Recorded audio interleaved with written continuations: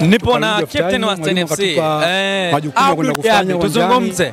Pengine mchezo kwa katika siku ya leo tumeweza kupata goli moja tukachomoa moja. Kwa hiyo tunashukuru tumepata pointi moja, ni nzuri kwetu katika makundi. Kwa pointi ambayo tumeipata, nini ambacho wana Kilimanjaro mchezo wa ujao unaweza kuambia mashabiki wa timu yako? Tumepata pointi moja. Mashabiki waje kwa wingi kutusupport kama wanavyokuja mchezo wa kwanza, mchezo wa pili walivyokuja, basi waje kutusupport. Nafasi ya kumaliza kinara katika kundi hili unaiona, kwa sababu tumeona namna ambavyo mchezo ni mkali katika kundi lenu. Kwa tafu sana. Nafasi inawezekana tukijitolea mechi ya mwisho. Kinaumana kinomanoma. Nafasi mlipata wakati mkubwa kiongoni kwa mchezo ulikuwaje? Pengine mmedominate katika kipindi cha kwanza, mmetoka na mtongoza kwa bao moja kipindi cha kwanza, lakini kipindi cha pili wakasawazisha na mkashinda kuongeza bao la pili.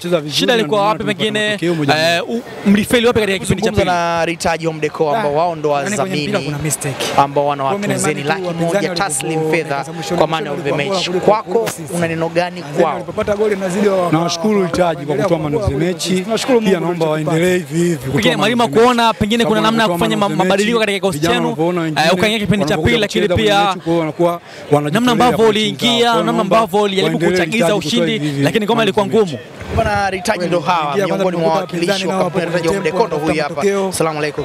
Wa alaykum salaam. Hii game yao ndio ilikuwa game ya ushindi, yani kwamba wangepoteza game hiyo walikuwa hapo tena kwenye mashindano. Kwa sisi tunashukuru Mungu tumemaliza mchezo salama, tunajipanga kwa mchezo ujao.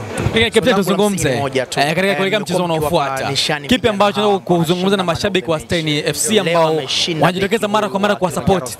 Mimi naomba tunaweza kuzungumziaje mstahili au kwa kuna waendelee kujitokeza kama hivi kwa wingi. Cha kwanza imani hatutoangusha, mechi ijayo tutapambana juu, yani iwezekanavyo tupate matokeo. Wako wachezaji 22. Ni captain katika kikosi chako, kipi ambacho pengine utawaambia wachezaji wenzako katika mchezo unaofuata? Taambia tu kwa performance aliyoonyesha uwanjani, nafasi za kupata matokeo mapema. Nataka uniambie mpaka sasa kwa tathmini fupi, michezo ya duru la pili ndio inakwenda kuishia na nyinyi tayari mshaingiza mkono wenu. Kuna chochote tutegemee kwenye tozi? Nikushukuru na maandalizi mema. Ama tutatenga kwa mandoo wa 1 kimoja.